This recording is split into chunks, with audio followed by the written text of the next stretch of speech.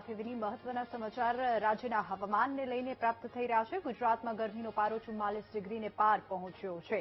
તો આજથી 7 દિવસ સુધી હીટવેવની આગાહી કરવામાં આવી છે અને અમદાવાદમાં આગામી 6 દિવસ માટે ઓરેન્જ એલર્ટ જાહેર કરવામાં આવ્યું છે।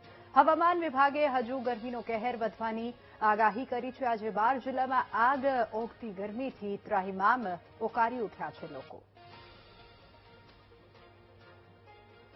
તો હવામાન વિભાગે હજુ પણ એક અઠવાડિયા માટે આગાહી વ્યક્ત કરી છે। આજે 12 જિલ્લામાં આગ ઓગતી ગરમીથી લોકો ત્રાહિમામ પોકારી ઉઠ્યા છે અને ગરમીનો પારો 44 ડિગ્રીને પાર પહોંચી ગયો છે। આજથી 7 દિવસ માટે એટલે કે લગભગ એક અઠવાડિયા સુધી હીટ વેવની આગાહી વ્યક્ત કરવામાં આવી છે। અમદાવાદમાં આગામી 6 દિવસ માટે ઓરેન્જ એલર્ટ જાહેર કરવામાં આવ્યું છે। લોકોને વગર કામ ઘરથી બહાર ન નીકળવા અપીલ કરવામાં આવી છે અને જો બહાર નીકળો તો કવર કરીને નીકળો તેવું પણ કહેવામાં આવ્યું છે। આજે 12 જિલ્લામાં આગ ઓગતી ગરમીથી ત્રાહિમામ। તો ગરમીનો પારો સતત વધી રહ્યો છે અને કેટલાક જિલ્લાઓમાં પારો 44 ડિગ્રીને પાર પહોંચી ગયો છે। કેટલીક જગ્યાએ 40 ડિગ્રીને પાર પહોંચ્યો છે તો કેટલીક જગ્યાએ 45 ડિગ્રી સુધી તાપમાન નોંધાયું છે। અમદાવાદમાં આગામી 6 દિવસ માટે ઓરેન્જ એલર્ટ જાહેર કરવામાં આવ્યું છે।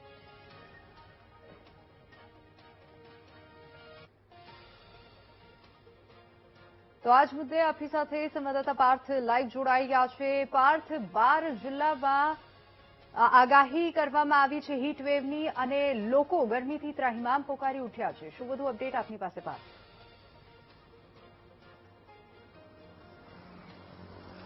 જીવીની રાજ્યના હવામાન વિભાગ દ્વારા 12 જિલ્લામાં હીટવેવની આગાહી આપવામાં આવી છે। અત્યારે અમદાવાદ શહેરની વાત કરવામાં આવે તો 2 વાગ્યાનો સમય થયો છે અને 2 વાગ્યાની આસપાસ અત્યારે 42 ડિગ્રી તાપમાન નોંધાયું છે।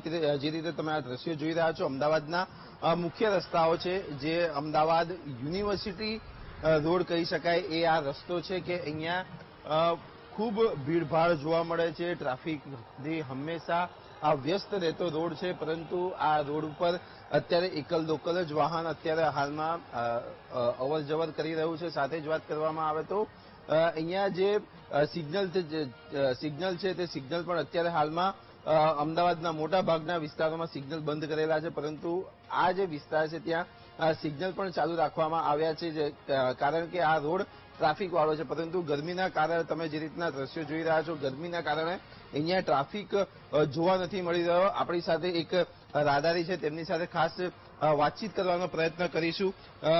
કઈ રીતની ગરમી છે, કેવો અનુભવ થઈ રહ્યો છે અત્યારે હાલ? સખત ગરમી છે। હા, રેવાય ને એવું છે એમ। આમ આપણને એવું લાગે છે કે ચામડી બળી રહી છે।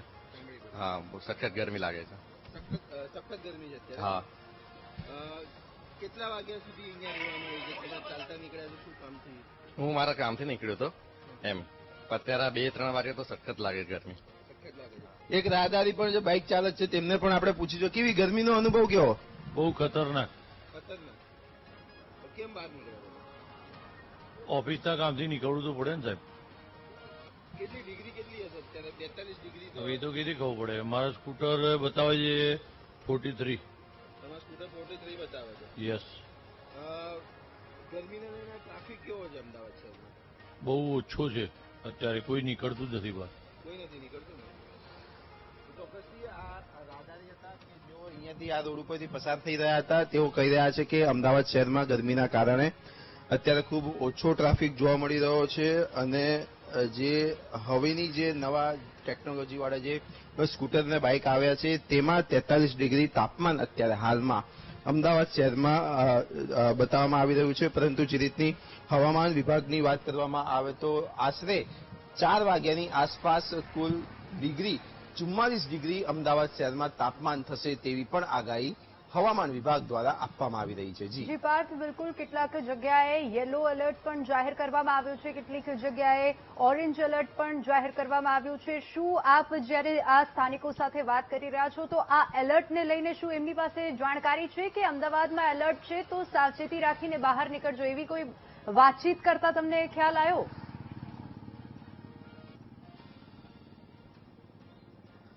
જી ચોક્કસથી જે રીતના એલર્ટ આપવામાં આવ્યું છે, એલર્ટને લઈને અમદાવાદ શહેરના મોટાભાગના રસ્તાઓ તો સુમસાન થઈ ગયા છે, પરંતુ જે લોકો અત્યારે બહાર નીકળી રહ્યા છે, આપણે જ એક રાહદારી હતા તેમને સવાલ પૂછ્યો હતો કે તમે શા માટે બહાર નીકળ્યા છો, કયું કારણ છે, આટલી બધી ગરમી છે, શા માટે તમે બહાર નીકળ્યા છો તેવો પ્રશ્ન કર્યો હતો. ત્યારે તેઓએ કહ્યું હતું કે ગરમી તો છે, અમને પણ ખબર છે, પરંતુ જે કામ છે, કામકાજ તો કરવું જ પડશે. ઓફિસના કામથી તેઓએ બહાર નીકળવું એક જે કહી શકાય કે તે કારણ બતાવ્યું હતું. આમ અમદાવાદ શહેર સહિતમાં તમામ જગ્યા ઉપર એલર્ટ આપવામાં આવ્યું છે. અમદાવાદ શહેરમાં પણ એલર્ટ આપવામાં આવ્યું છે. અમદાવાદ શહેરમાં ઓરેન્જ એલર્ટ આપવામાં આવ્યું છે અને અન્ય જગ્યા ઉપર યલો એલર્ટ આપવામાં આવ્યું છે અને રેડ એલર્ટ પણ આવનારા દિવસોમાં આપવામાં આવે તો પણ નવાઈની વાત નહીં, કારણ કે જે ગરમીનો પારો છે, મેના હજી તો શરૂઆતના દિવસો છે. આખો મે મહિનામાં હજુ 20 દિવસ જેટલા દિવસો બાકી છે. ત્યારે મે મહિનાના અંત સુધીમાં અમદાવાદ શહેરમાં 45 થી 46 ડિગ્રી ગરમી નોંધાય તો પણ નવાઈની વાત નથી. જી બિલકુલ પાર્થ, આભાર સમગ્ર માહિતી બદલ. અને આપ બી ખૂબ તમારું ધ્યાન રાખજો. ગરમીમાં આપ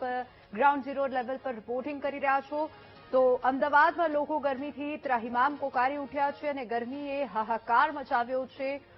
સાથે 44 ડિગ્રીને પાર અમદાવાદમાં તાપમાન પહોંચી ગયું છે. ગરમીનો પારો સતત વધી રહ્યો છે અને હજુ પણ એક અઠવાડિયા માટે હીટ વેવની આગાહી વ્યક્ત કરવામાં આવી છે. તો કયા જિલ્લામાં એલર્ટ જાહેર કરવામાં આવ્યો છે તો તેની ઉપર જો નજર કરીએ તો યલો એલર્ટની જો વાત કરીએ તો કચ્છ અને સૌરાષ્ટ્રના કેટલાક જિલ્લામાં પોરબંદર, દ્વારકા અને રાજકોટમાં યલો એલર્ટ આપવામાં આવ્યું છે. કચ્છમાં પણ યલો એલર્ટ ગરમીને લઈને આપવામાં આવ્યું છે. કાળઝાળ ગરમીને લઈને અને હીટ વેવને લઈને આ આગાહી વ્યક્ત કરવામાં આવી છે.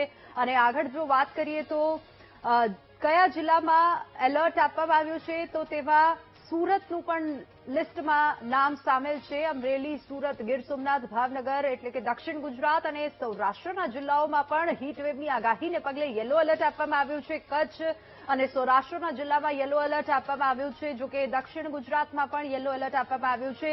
અને આ લિસ્ટમાં હવે આગળ જોઈશું કે કયા શહેરોનું નામ સામેલ છે. તો સુરેન્દ્રનગર, બનાસકાંઠા, પાટણ અને વડોદરાનું પણ આ લિસ્ટમાં નામ સામેલ છે.